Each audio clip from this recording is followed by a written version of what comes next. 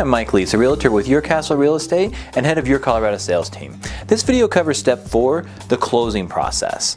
Now all the paperwork in this step is normally the least favorite part of the process for most buyers, but if you followed step 2 and found a great team, this is where they really shine and assist you in getting a stress-free closing.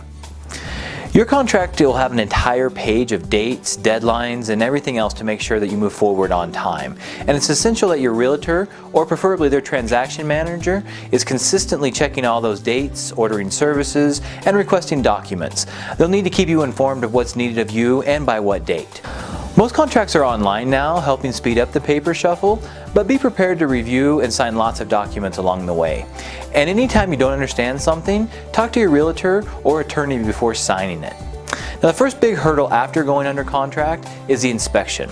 The rest of the process is on hold to make sure that the contract doesn't get canceled here, so have your inspection performed as soon as possible.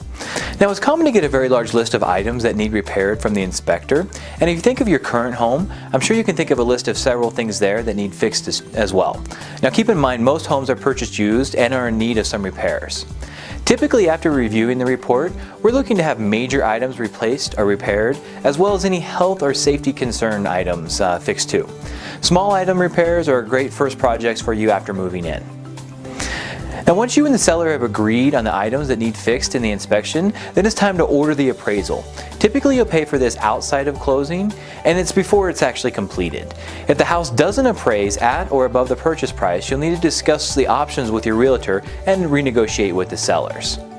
If you're in a multiple offer situation and you bid above the asking price, it's more common for this to happen.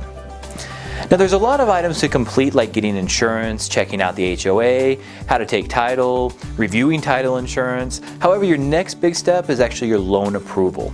It's always best if this happens before your loan objection deadline.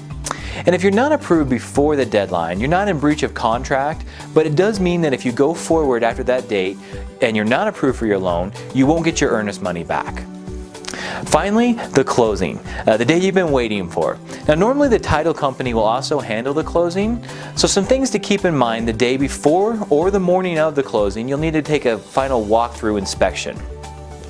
Now with this, we're just making sure that the property is still in the same condition that you last saw it. If the seller was living in the place the last time you were there, be prepared for it to look different. The floors will have spots that show more wear and less wear, the walls will have some fading, and homes definitely look different when they're empty. Now your closing money needs to be certified funds, so make sure and plan time before the closing to go to your bank and get a cashier's check or a wire transfer set up. Now make sure that you have a government ID with your picture, like your driver's license or your passport, and one additional form of ID with your name on it. We prefer closings in the morning, so if something doesn't go as planned, it's possible to still close the same day.